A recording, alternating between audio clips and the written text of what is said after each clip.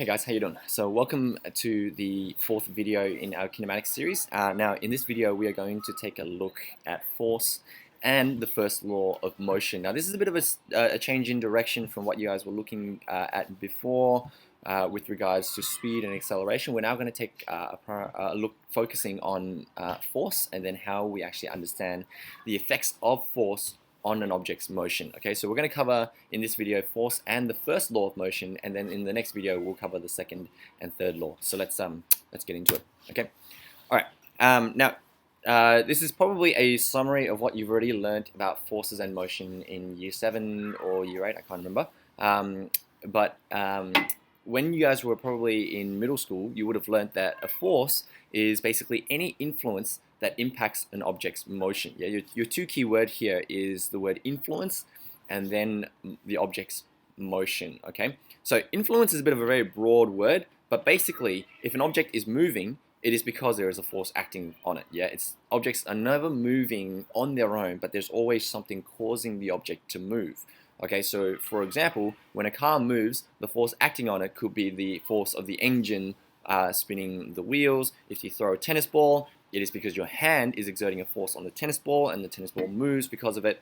At a year 7 level, we kind of really simplified it to a push or a pull. However, by now you probably would recognize that that's a very loose definition of a push or a pull effect, but it's more to do with the influence. Okay, so as the force continues to be applied, what will happen is the object's motion will continue to accelerate. Right? And now that you've learned what acceleration is that it's gaining speed. So long as you exert a force onto an object, it will continue to gain speed. A really good example of that is, for example, when you kick a footy or you kick any sort of ball, right? When your foot applies a direct contact onto the ball, you're exerting a force onto the ball and it will cause the object to immediately accelerate. However, after you pull your feet away from the ball, or after you kick the ball, the object's motion will carry it away from your feet, and there's no longer a force being applied, and the object will begin to slow down as a result of it. Okay, so that's why the ball will fly through the air but slow down and not speed up or gain speed because of it. Okay, now we categorize forces into two groups. Yeah, they can either be contact forces or non-contact. Contact, as the name suggests, can only happen when two objects are in contact with one another, and therefore there's a transfer of energy from one object to the other, applying that force. Okay, so direct contact or applied force is an example. A spring is also a form of contact force. So when an object compresses onto some sort of plastic or elastic object and it's like a spring, and then it exerts the energy back onto the object, causing it to move.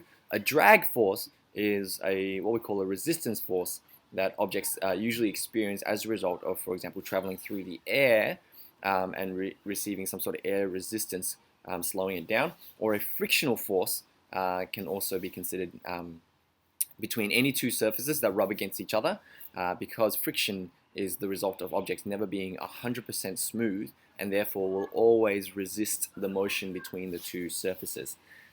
Finally, we have what we call a normal force, which we'll actually talk about in the next video, because that is related to Newton's third law of motion. We also have non-contact forces.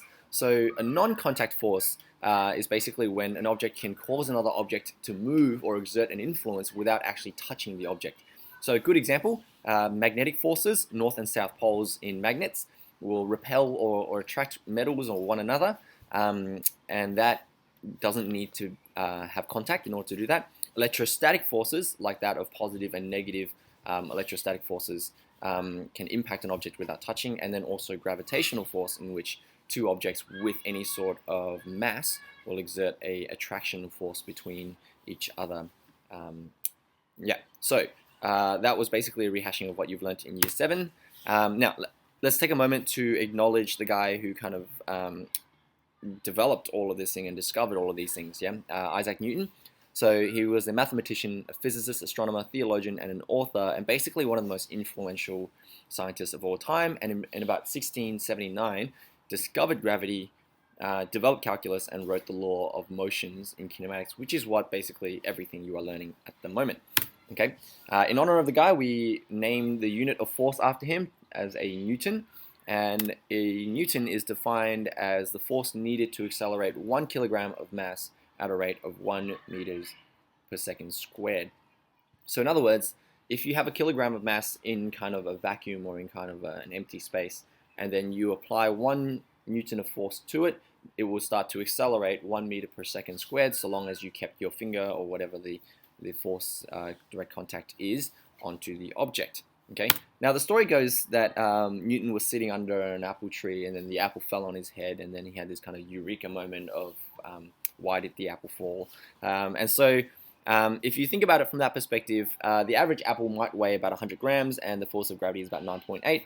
If you do the maths, it roughly equates to the amount of force required to hold the apple up against the force of gravity, which is now 1 Newton. So a bit of an interesting fact there for you. Okay. All right. Let's take a look at Newton's laws of motion, because the 3 laws of motion helps us understand the way that objects move and behave. And so you will need to learn all 3 laws of motion and understand what they actually mean. Okay. So Newton's first law of motion states that an object will continue to move in a state of constant velocity unless acted on by an external force. Yeah. Constant velocity is an interesting term here, and that gives us an idea of this almost this kind of natural phenomenon that we actually take for granted a little bit. Okay, so what does this law actually mean? It tells us a few things. We have to assume that things don't just move on their own, all right? But actually, because of inertia, things have a tendency to stay still, actually, and they want to stay still, if that makes sense. Yeah. And things that are moving at a constant speed will have a tendency to actually move at that constant speed. They will neither want to accelerate or decelerate unless something is acting on it. Okay, so here's a neat little thing that you can actually do at home that helps you understand this concept a little bit better. But if you were to have a cup of water at home and you were to put a piece of cardboard, a thin piece of cardboard, and a coin on top of it, if you were to quickly hit the cardboard out of the way, right, the coin, rather than moving away with the cardboard, will actually fall into the cup of water when you pull the cardboard away quickly enough. You see this in little magic tricks with tablecloths and glassware. You see this with when you're in a car and the car is moving at a constant speed, and then all of a sudden if you hit the brakes, you feel this certain jolt forward. That is because the inertia that an object has keeps it in that motion, whether it's still or at constant speed, until something affects it, and then that will change its motion. Okay, and so the inertia of the coin will cause it to fall down, or keep its motion and fall into the cup of water rather than moving away with the cardboard when you pull it away. Okay, so another example of what happens when inertia gets disrupted is if you kick a ball, a soccer ball, on the grass, right? The soccer ball doesn't slow down just because that's the inherent property of balls. It slows down because the grass slows it down. So long as the grass is there, or the air is there, these resistance forces will continue to slow it down. Okay, and so what you're actually describing is when you apply a direct force onto the soccer ball, friction will actually slow it down because nothing is causing it to accelerate other than its own kind of, well, nothing's causing it to accelerate, but its own momentum is causing it to still move forward, but friction will slow it down as it moves forward until it comes to a complete stop.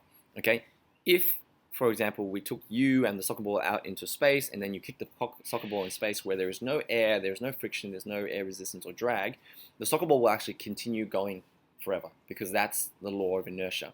Its motion will continue to be maintained unless acted on by an external force. Okay.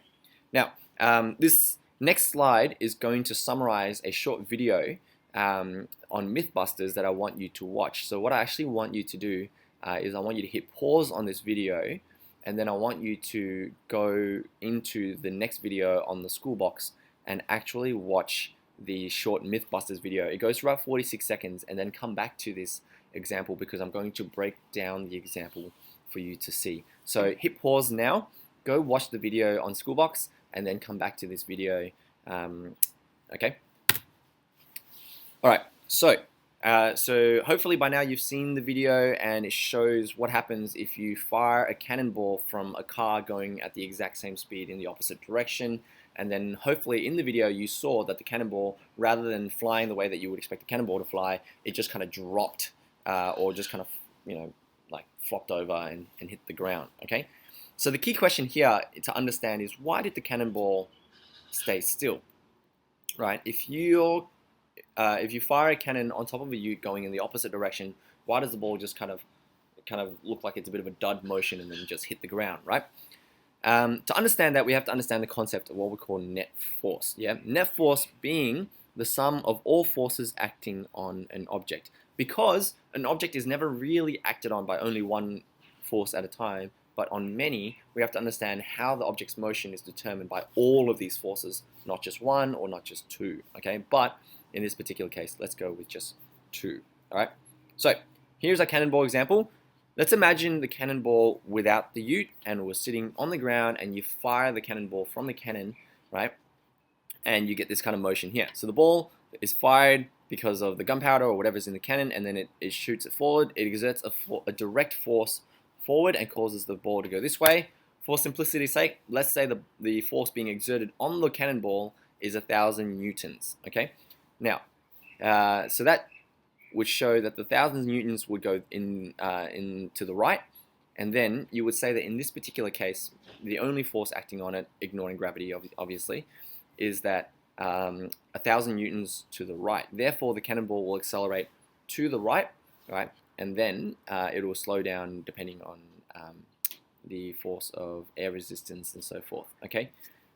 However, in our scenario in the Mythbusters, the cannonball is being fired from a ute that is actually traveling 100 newtons to the left. So what you're now getting is that the engine of the ute is exerting 100 newtons onto the wheels, which causes the car to now accelerate in the opposite direction to the ball.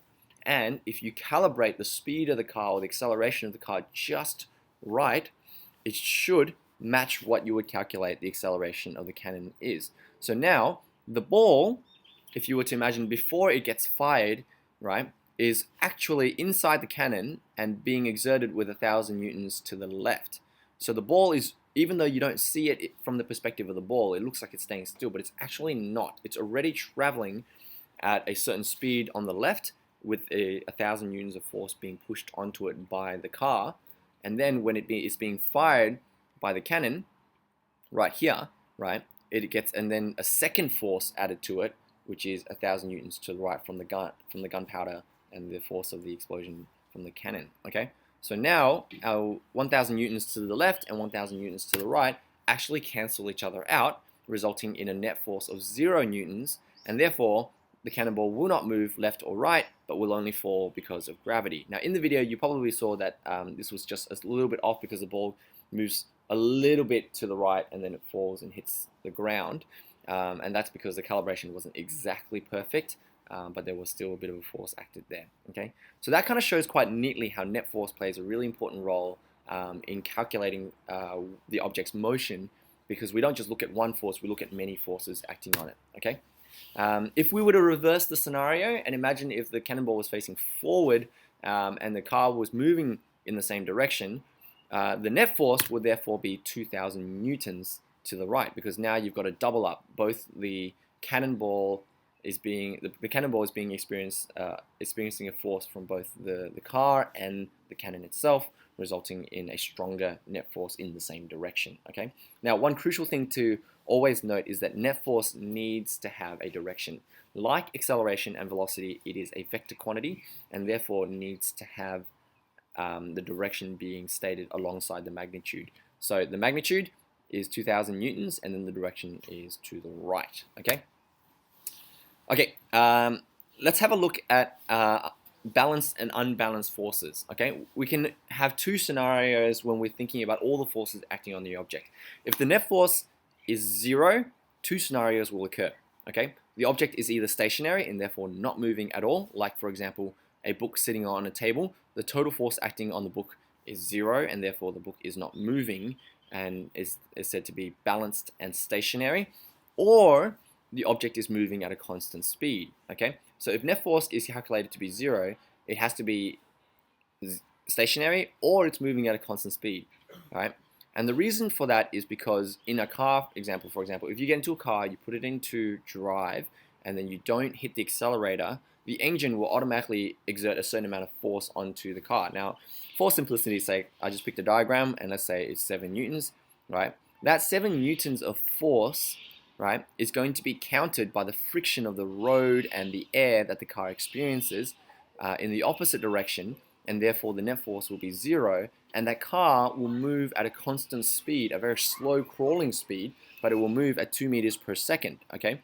It means that the engine is not exerting enough acceleration to move it faster, but then also it's exerting just enough to counter the friction and the air so that it doesn't slow down.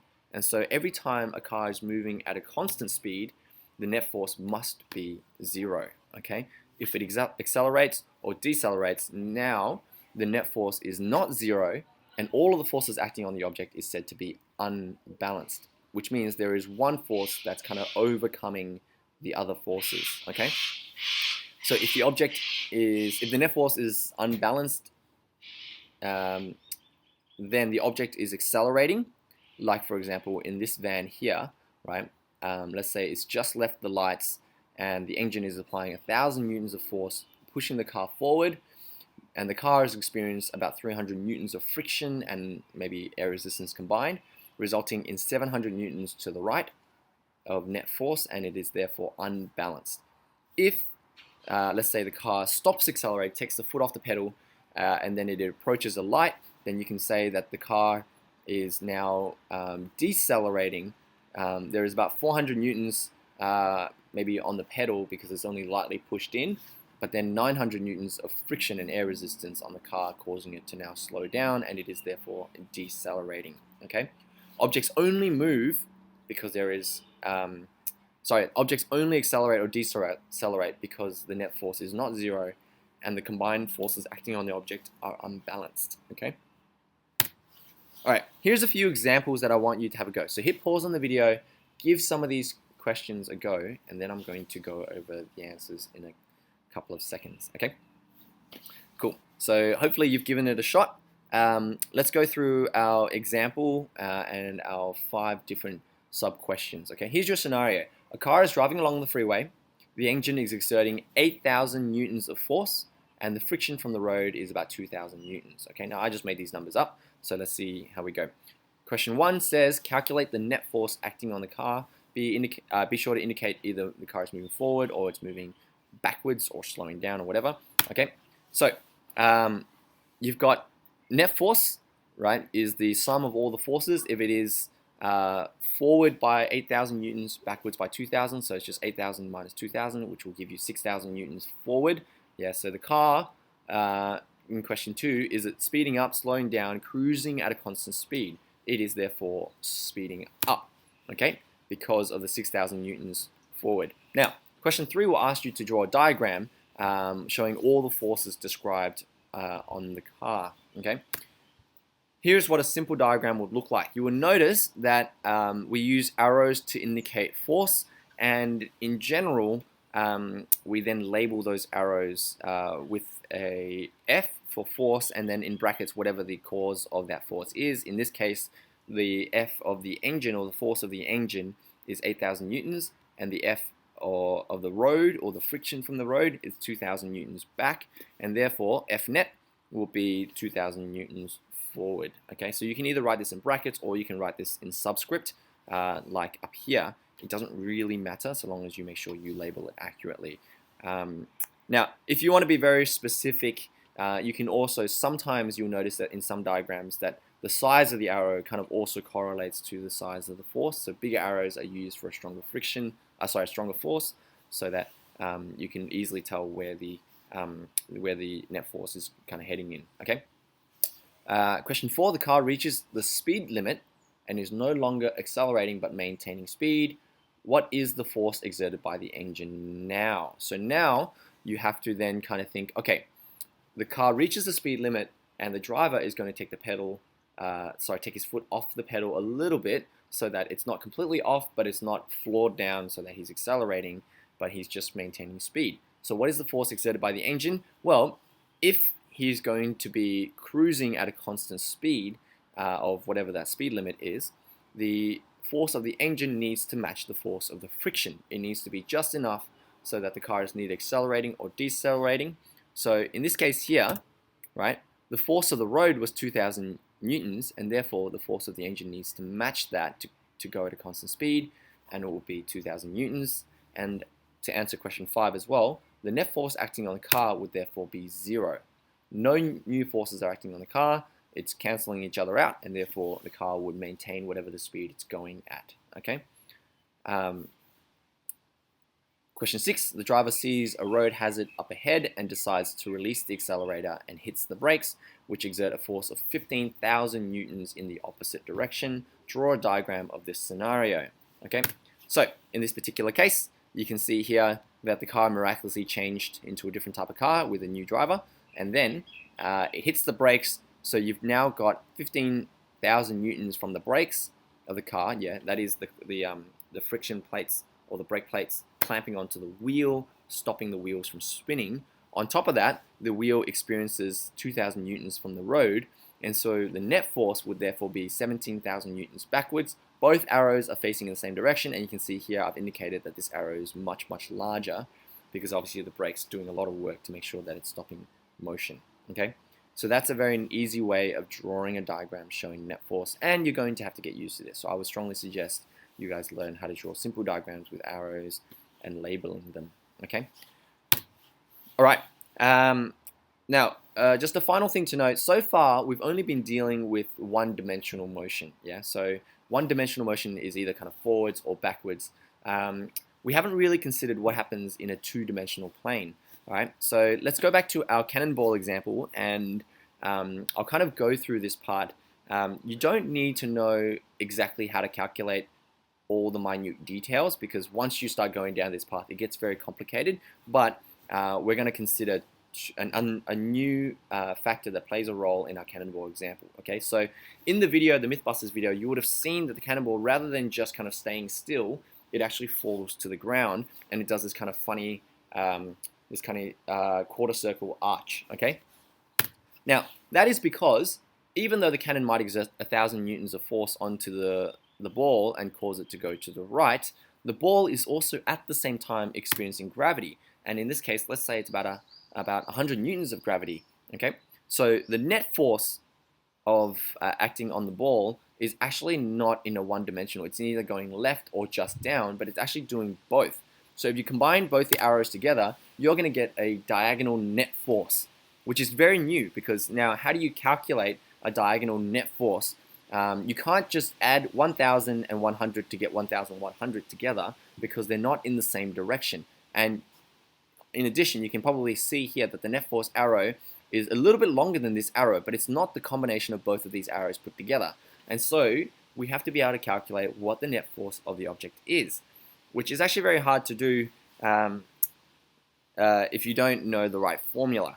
Fortunately for you guys, you do know the formula because you've already learnt it in Year 9 Maths. So here we go. If I was to draw a triangle showing this properties, you will notice there is 100 newtons there, 1,000 newtons there, and you have to calculate the hypotenuse of this triangle.